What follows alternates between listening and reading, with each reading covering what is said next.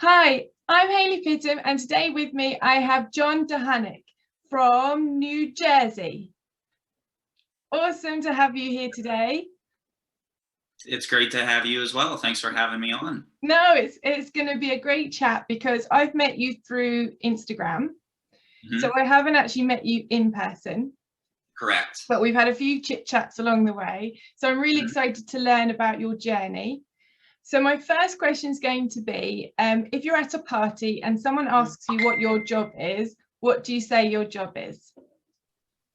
I tell them that I'm a business owner that does aquatic exercise and rehab. And then they usually say, oh, so you teach aqua aerobics.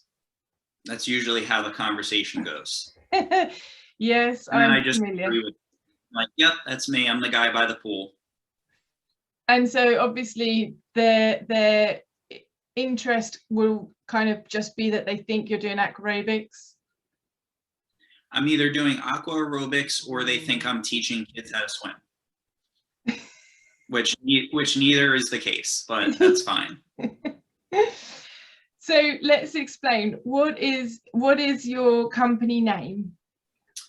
So the business that I started is called Aquatic Performance Training. And you are giving therapy as well as fitness-based sessions? Yeah, we do a few different things. Our number one thing is group aquatic exercise. But we use a lot of different equipment compared to like typical, aqua aerobics. We have underwater treadmills, we have underwater bikes, different strength training equipment. So that's kind of our group side. But just with my past history with injuries and education, everybody that we work with is beat up.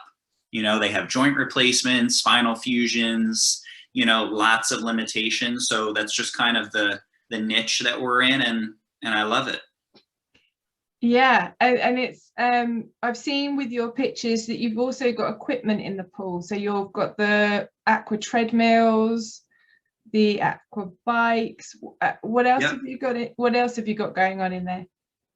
Yeah, so we have the underwater treadmills, we have the underwater bikes, and then we use strength training equipment. And the strength training equipment comes in a variety of sizes, just so we can progress and regress people throughout their, fitness, strength, and rehab journey. So we've put a lot of emphasis on investing into the equipment just to give our clients the best experience, really.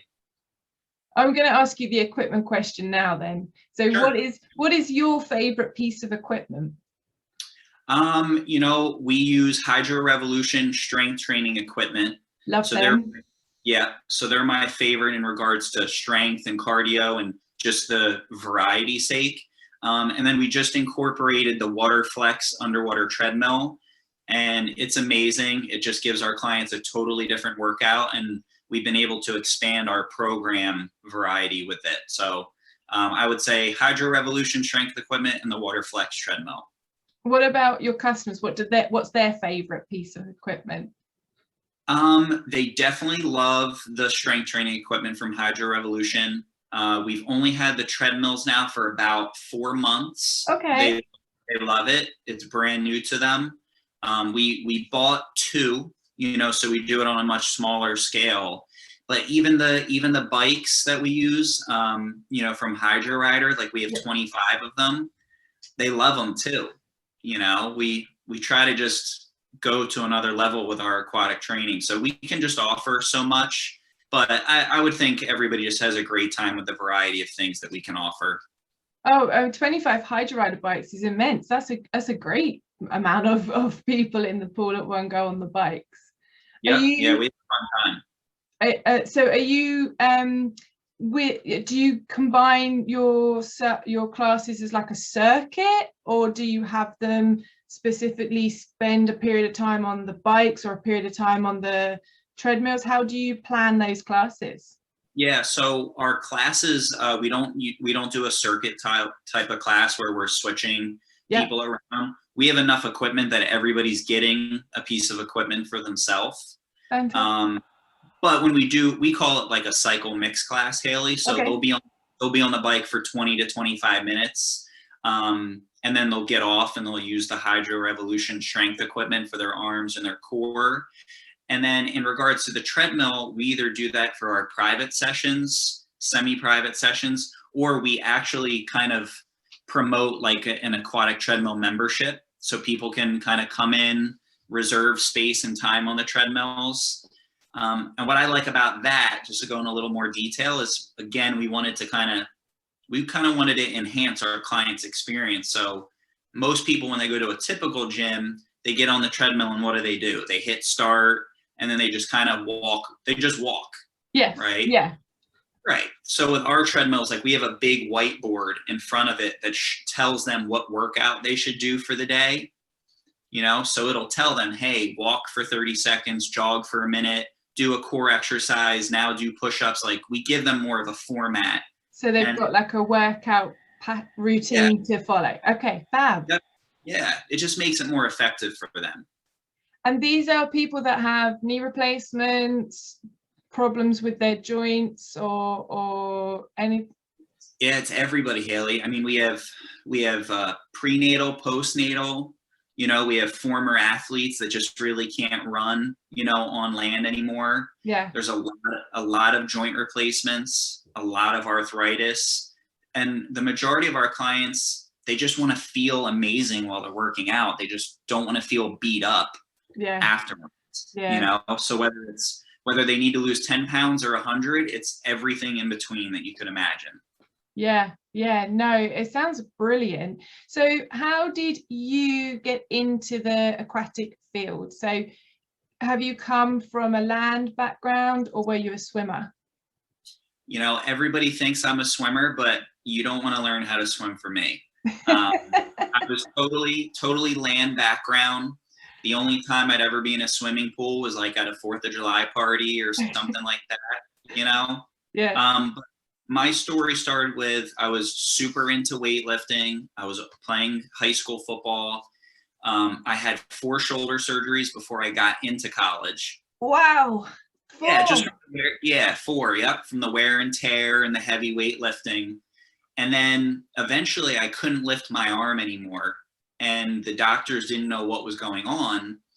And they looked at my shoulder again and they said like, hey, John, you're going to need your joint replaced.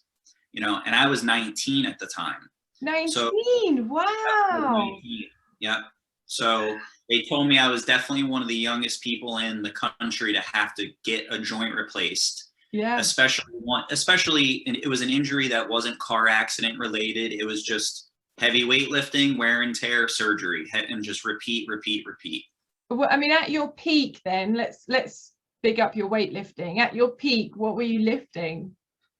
My max with the bench was 290 pounds. Squatting was like 350, deadlifting, but that's all we knew. It was like, you just keep getting heavier with your weightlifting. Like we thought that was the best thing at the time. There has been so much more advancements, knowledge and education within that field. But yes, I mean, if you were that young as well doing it, you almost mentally as well feel like you're invincible and can do so much more. Yeah, for sure. Wow. So then once I had it replaced, I could do none of those things anymore that I just told you about. I couldn't work out on land. I couldn't bench press. I just couldn't do anything. And I was studying to be, either a strength coach or a personal trainer. And it was just kind of like it rocked my world. I was like, well, all the things that I knew, now I don't know how I'm going to be able to show people how to do it. I can't perform it, everything. So then a doctor was like, hey, you need to get into the pool, but he didn't tell me what to do. The gym that I was working, naturally. The gym that I was working at, they had, typical super senior citizen aqua aerobics, which again, no offense, I love when I see those people happy and things like that. But again, I was 19 or 20 and I was used to high intensity training on land and feeling strong and feeling that, pump. And then when I went into the pool, I was just kind of like lollygagging around. And it felt good on my injury, Haley, but it didn't feel like it was going to change my body. Does that make sense? Yeah, and that is one major thing that I see as a repetition, where people perceive it to be easy, but then there are these people that want to try it, but they don't feel as if they're getting the same workout, because there are different reasons behind that anyway. Yeah, we've got, you know, the hydrostatic pressure, we've got the reduced heart rate, we've got things going on which are why, and the fact that you're in the water so it cools you down. So we've got reasons to why that happens, but also in equal measures, we know as instructors that they want, well, now you know, because back then probably you didn't, but you can get that with the right type of training. Right, exactly. But you weren't given that at the beginning. Yeah, and that was it was a blessing at the same time, because everything felt so good in the water that I was like, man, it feels so good being in here. If somebody would just figure out a better way to do this, yeah, I think it could really help a lot of people. Well, in the weightlifting world as well, I mean, your body, your muscle mass and the body will be heavier in the water. And there does tend to be those elements where I get a bodybuilder in and they are almost quite robotic in the water, their bodies, and they're heavier, and they get, you know, and they might sink a bit more. And so there are different reasons to why someone who is naturally used to lifting weights would then get slightly, you know, disorientated or put off by the class. So what did you do then? Did you go off and study more? Did you go and get into the water more? How did you work it? As soon as I got into the water and I could feel like, all right, for my shoulder replacement, I knew it would be beneficial. Yeah. I couldn't do anything on land, so I was like, this is where I need to figure out how to do this. So I mean, I was a personal trainer already, but I was probably spending like 2 to 3 hours a day working out in the pool myself. Wow. Because I was like, this is it psychologically, it helped me, physically, it helped me. I could feel that it was going to be a benefit, but I needed to figure out, how do you take this to a different level, you know? Yeah.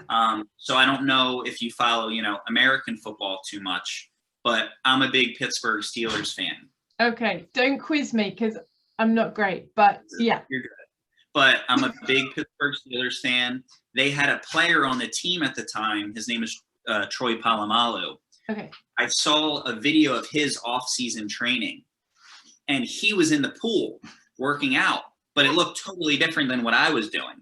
Okay. Right? Yeah. It looked high intensity. It looked like he was struggling, and this is an NFL player. And I was like, what is that? Right? So I just did a lot more research on his training, the company that was offering it to him. And as soon as I saw that video, Haley, I was like, I need to figure out where this guy is. Right? Yeah. So I was studying more. I was in the pool more. And then I took a trip out to California, where Aqualogics originated from. Okay. Yeah. Yeah. Right? Yeah. I went out to California. I stayed with, you know, the owner, Tad Stout at the time, Terry McBride. And I started learning about their equipment, Aqualogics, and that was a game changer to me, right? So once I found a more suitable equipment compared to the noodles and the foam dumbbells that I was using, that's where my journey really picked up, because I'm like, now I have the right equipment. I need to learn about the water, and then how do you combine it? So did the people from Aqualogics, the ones that created it, did they train you in any way? Because there's a guy that I interviewed on here called Stephen Davide, and he went and trained with the guys who created the kit. So I just wondered whether you'd done the same kind of thing as him. Yeah, so they had a certification. I took the cert. I think it was 2 days long, and it was a great time. I met people from all over the world, you know, during that time.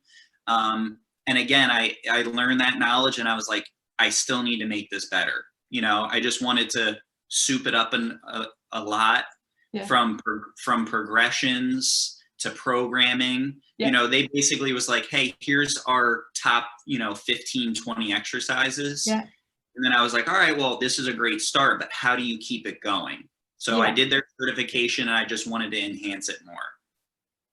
And so from that time, have you seen because the Aqualogics is now linking up with obviously Aquastrength, and they've now created Hydro Revolution. So is that where you then saw the the Aqua Strength kit from Aqualogics? Yep. So it started with Aqualogics, and then I started meeting some of the people from Aqua Strength, and then I know they kind of created Hydro Revolution. Yeah. And it's just been a good relationship being built between our business and their equipment company. Yeah. The one thing about that kit though is it's not easy to store. They're so bulky, and obviously if you've got like 3 or 4 of the dumbbells, like you need the most enormous sacks to be able to carry them out of your car and stuff. That's the challenging bit, because they are solid plastic. Yeah, they're not molding or they're not flexible at all. We have it with our, like, we have a lot of equipment, Haley. Like my goal with this was, I think we can maximize a 40-person class where we never have to switch equipment. Like everybody gets their own piece of equipment. Like being in a gym, but in a swimming pool, that kind of thing. That's what I'm thinking. Yeah. Exactly. Yeah. So when we were creating it, I didn't want it to be where we only had 5 bikes, but we had a 20-person class. Yeah. Right. I was like, if we're going to grow this to the level that I think we can, everybody needs to be stationary on that bike. Everybody needs to be able to have their own Hydro Revolution set or Aqua Strength, battle bar. We have a lot of equipment. Luckily, we don't have a storage space problem, but you're right. Yes. Otherwise, you're going to need a van to carry it all around.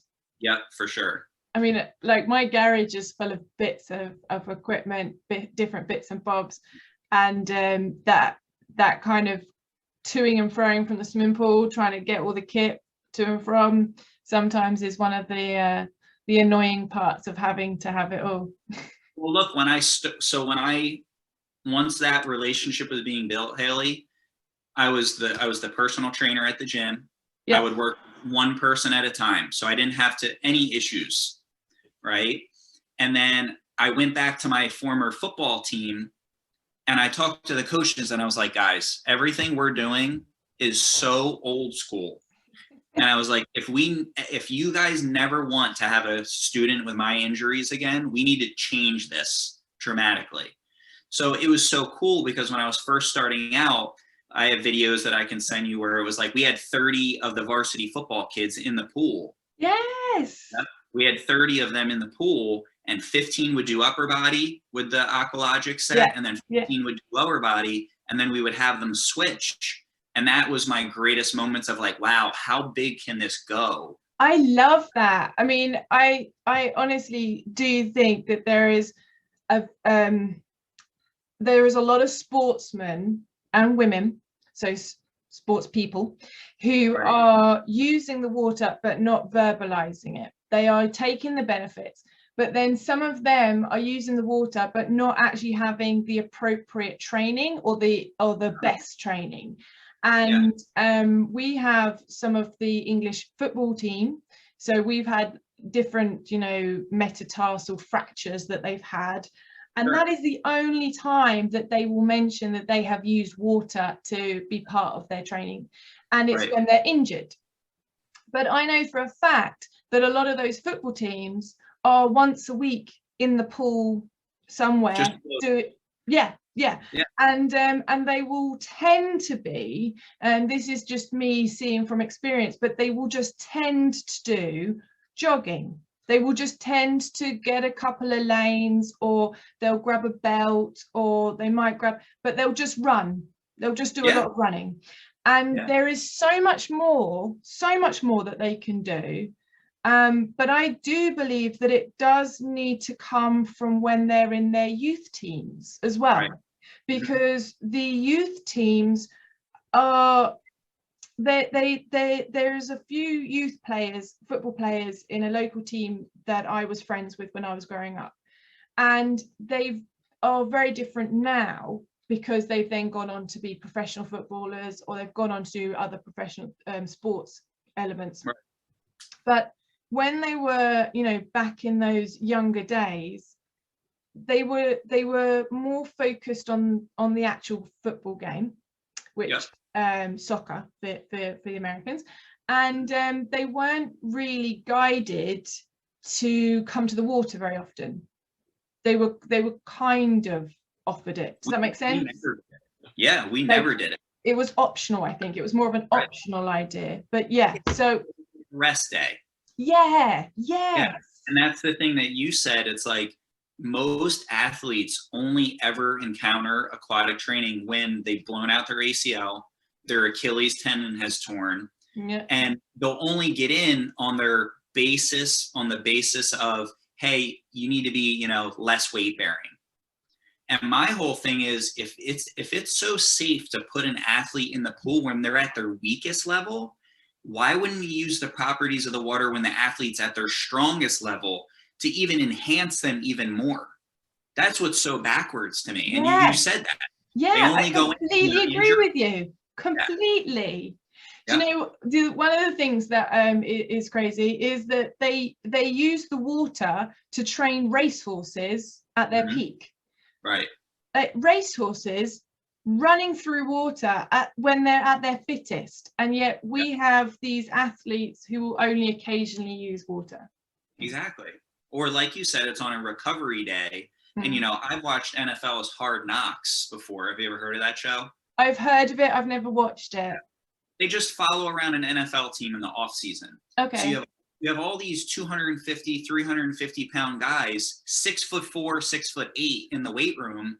And then they put them in the pool and they just give them a noodle, and they're just basically like kicking their legs around. Like you said, they're just using it to kind of give their legs a break. And to me, whatever NFL level starts training their players in the pool, and even before a game, Haley, like think about how big some of these athletes are. You're telling me a 350 pound guy feels good laying on the ground and like foam rolling his leg?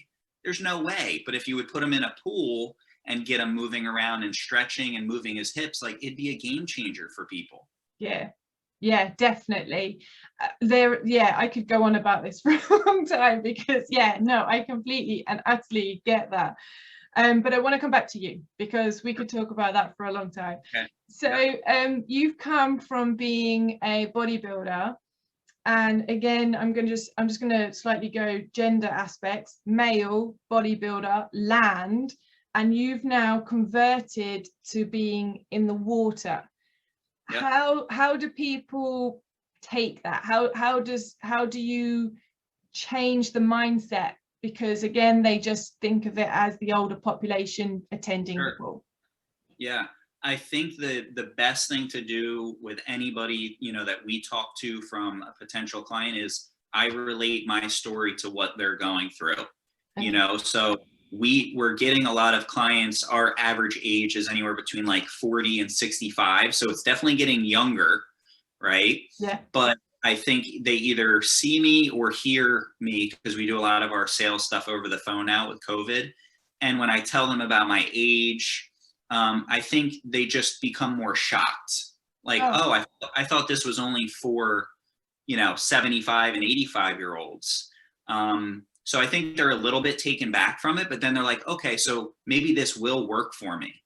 Because most of the people that we're talking to are like 40 to 50. They still want a kick-ass workout. Yes, they do. Yeah. They might have had a previous injury that kind of limits them from doing a quote unquote like CrossFit. They still want to feel that same high intensity. They just don't want to feel like they're limping for 3 days afterwards. So we can either do a sales call with them to help them break that age barrier. And then worst comes to worst, we can always get them in the pool and show them an amazing workout. And then all of a sudden it's like their mind is blown, Yes. Yeah, definitely. I mean, I would like to see the fact that you have got these athletes as well using the same piece of equipment as these 70-year-olds, because they can, and they can still get the most achievable workout from it. Yeah. But there is sadly that perception still that it's for the older people. So we're all trying to break that same wall. We're all trying to get to that point. So with your journey going into obviously from land to water, what has been one of the most challenging parts for you?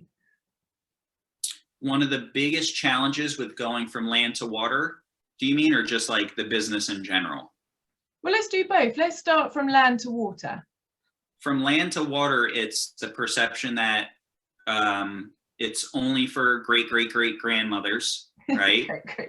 Or you can't get a great workout, you're not going to lose weight, and you're not going to get stronger, because people assume strength is just with a weight, right? It's such a Right. general term, that's thrown out there. So that's probably the biggest challenge. From a business standpoint, Haley, I mean, I've been laughed at so many times, called nuts. Like, people think there's no money in this industry, Yeah.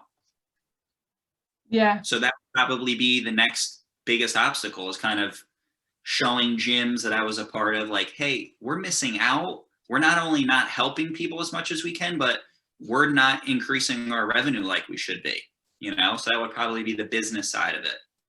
And you're hiring swimming pools, aren't you, to be able to use it? Is that correct? We rent space from pools. Yeah, Yep, exactly. rent space.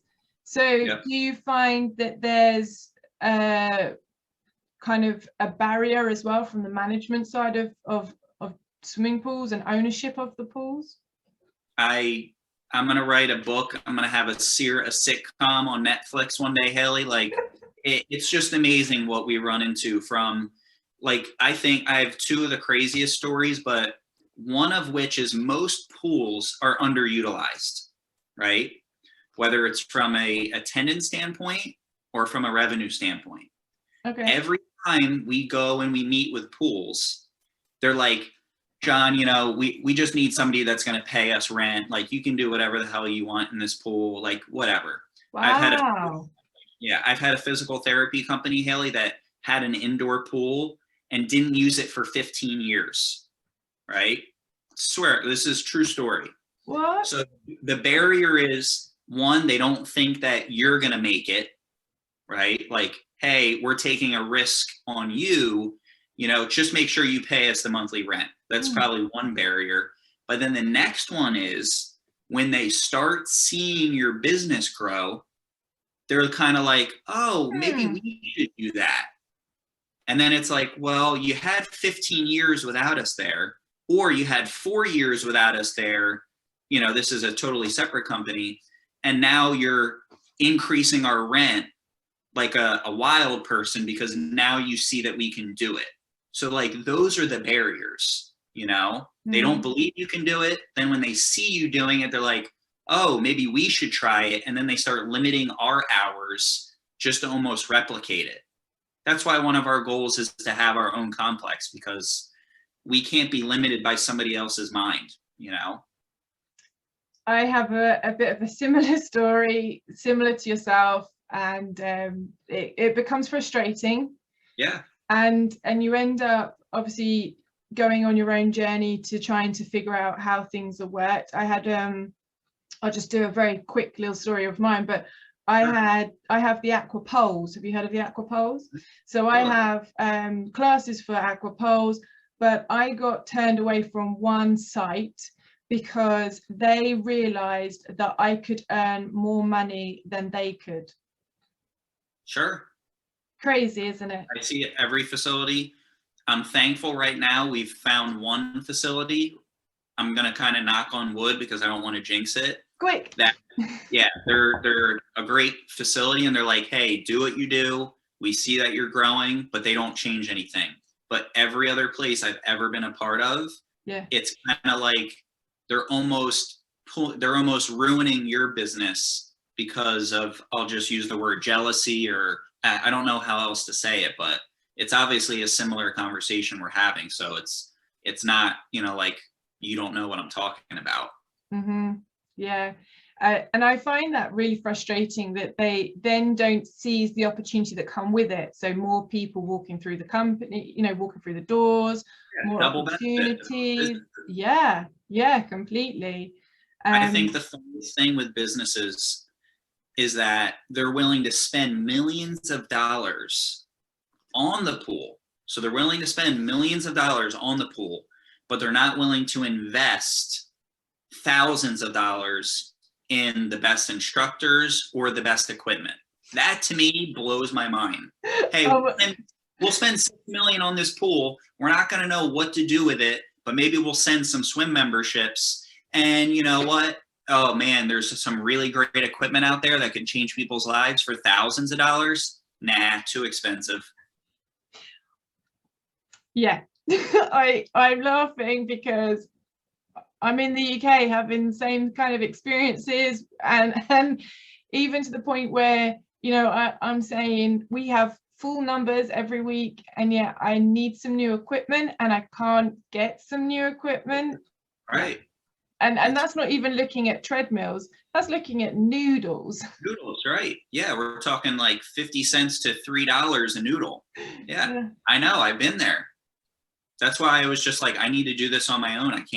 I don't like asking for somebody's permission to grow the business, you know? Yeah, it's crazy. So moving on a little bit, how many hours are you at the pool? I'd say in a day, it's probably between like 7 and 10 hours a day. Oh, okay. Besides, you know, a Sunday and a Tuesday, which are our 2 off days right now with COVID. So, well, you've been able to open up quite quickly, or you are opened up anyway that I've seen. Has COVID affected you too much? It dramatically has, from people's mindset. Yeah. People not thinking that it's safe. Then you have the whole vaccination thing where people are waiting for the vaccine. Yeah. Then again, you have the business side of it again, where like we were not allowed back in a certain facility because they were worried about COVID. And it was like, you know, we're a health and fitness company. We're trying to get people healthy, but you can't because you're staying at home all day. You know, it's weird. But yeah, from a membership standpoint, we're probably down 30 to 50%.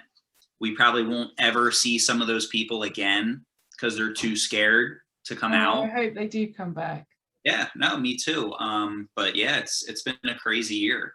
There's a lot of things that are going to change with the COVID element to it, and obviously as that then starts to decrease and we can then start seeing more people. I mean, I can't say that we haven't lost people, because like you say, the mental status, their confidence, all those things do have a big impact in how they feel about coming out the house, or how they feel about doing things, even though they've got the vaccine.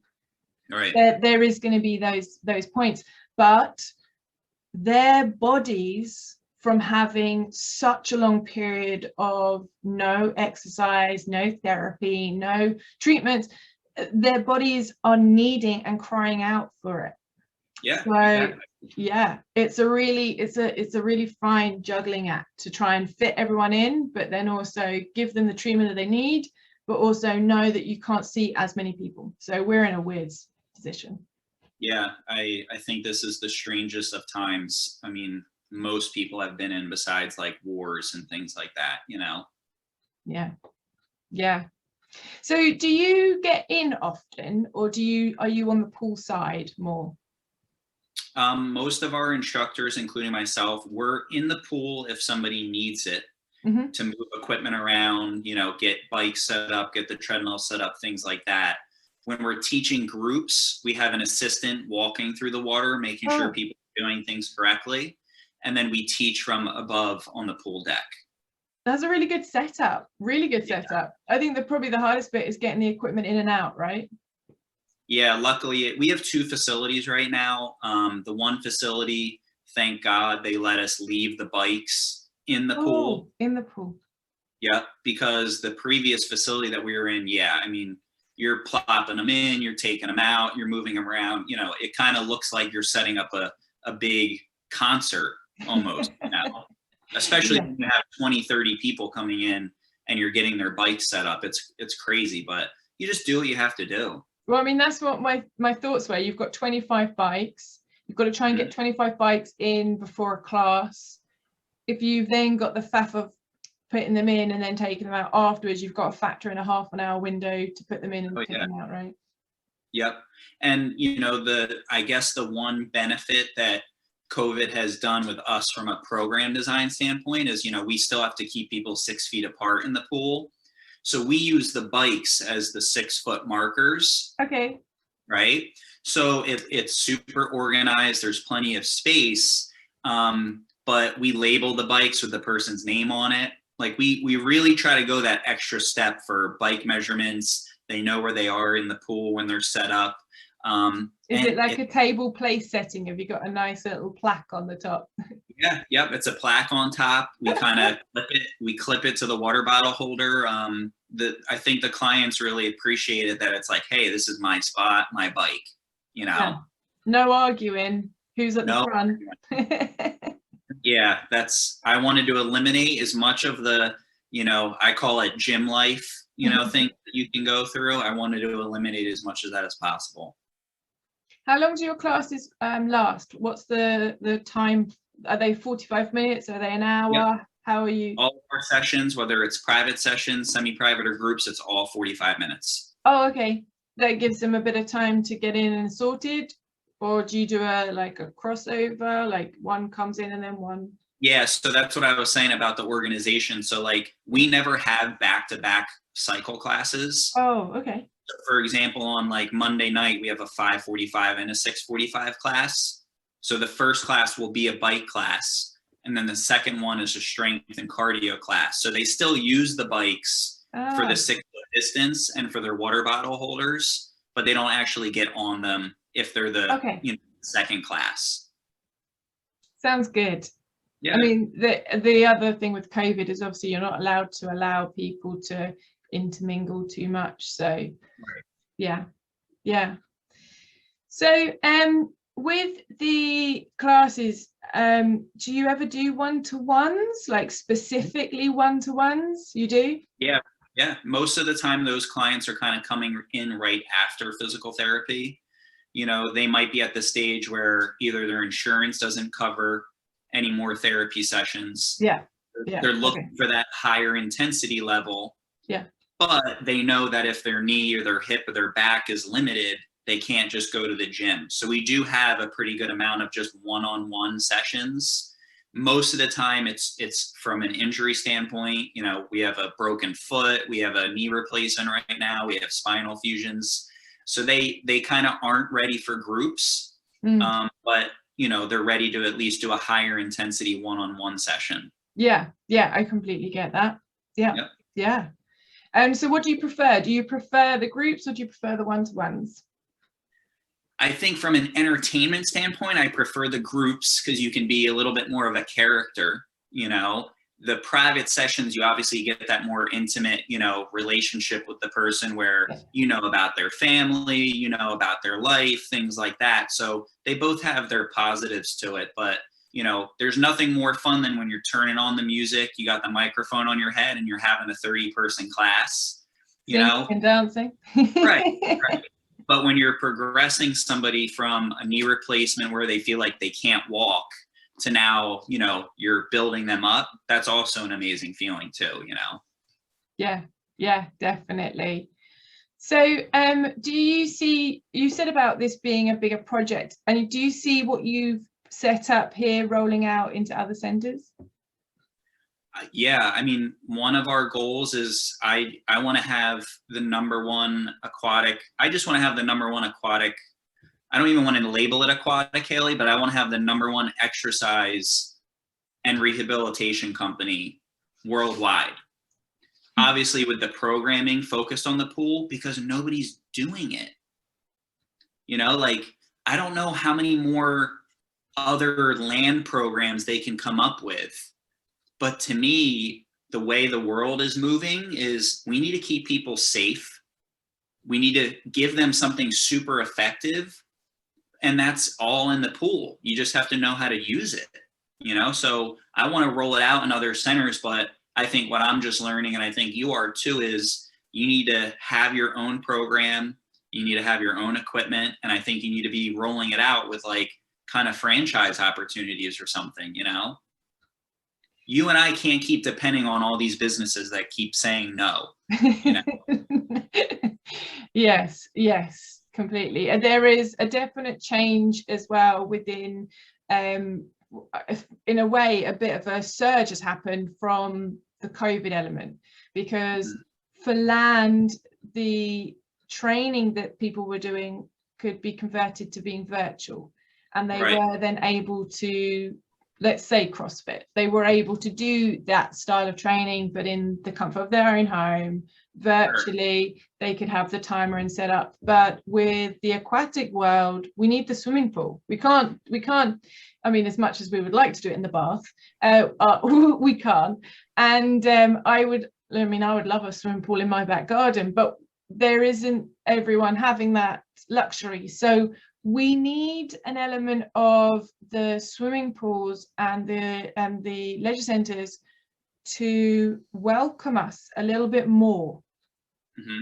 They need to take down their wall and allow us to form a relationship there to help these people. Yeah, because not everybody's capable of doing at home, high intensity workouts or CrossFit, Yeah, you're absolutely right. There's a whole population of people not living their best life because they can't get into a pool. Yeah, I love it. Yeah, no, we're on the same page. So when things come back to normal and everything's all good and stuff, what would your message be for someone who's coming into this industry? What would you give them as a bit of advice who are coming into the aquatic world? You have to live it. You can't. I've taught certifications, with our program, and I've gone into centers where, like our certification is like it's like 12 to 16 hours long. And I tell people, I'm like, if this is the last time you're getting into the water, you're not going to make it. Like, you have to live it. You have to feel it. You have to understand what your clients are going to experience. Your body needs to change from the pool, so that way you can relate that to them. Yeah, I love that. So I would just say you have to live it, Love that. Yeah. I wouldn't be starting a business called Aquatic Performance Training if it didn't change my life, Yeah. No, I love that. That's brilliant. And it has obviously made such a big difference to your life, because you're now completely submerged in the waters, to say. Yeah, absolutely. All right. No pun intended. Yeah. So the courses and the training that you're offering within your company, are they an aquatic more therapy or more fitness? I'd say it's probably the best combination of both. We cross all spans of weight loss, but more so if somebody comes in with injuries, how would you change your high intensity aquatic program to meet those needs, and how do you progress somebody that way? I wanted it to kind of be a one-stop shop, because it's already hard enough to get trainers to commit to do it. Because again, then you're meeting that perception again that they're not going to make any money if they learn it, and it's only for grandmothers, So it's like, I wanted to give them everything they could. And we even cover a lot of different business aspects in there, Haley, too, because when somebody takes our course, I want to teach them, like, well, now you need to learn how to use it to grow your business. Yeah.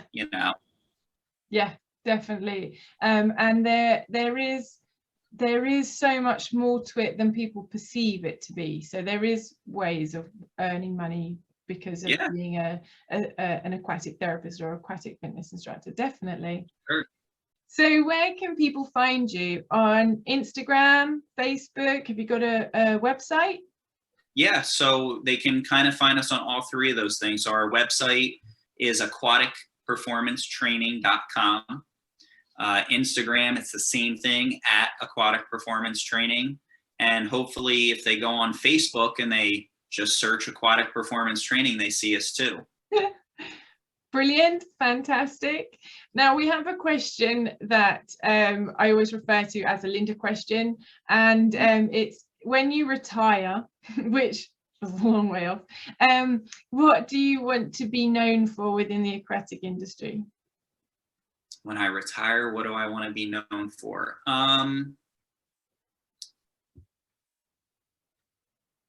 That's a good one, Haley. I guess when and if I ever retire, because I don't see myself being the guy that just sits there at 65. I hope people see that we've created a program from start to finish that they could come in the worst shape or the worst of injuries, and then we can progress them throughout, their most amazing exercise goal.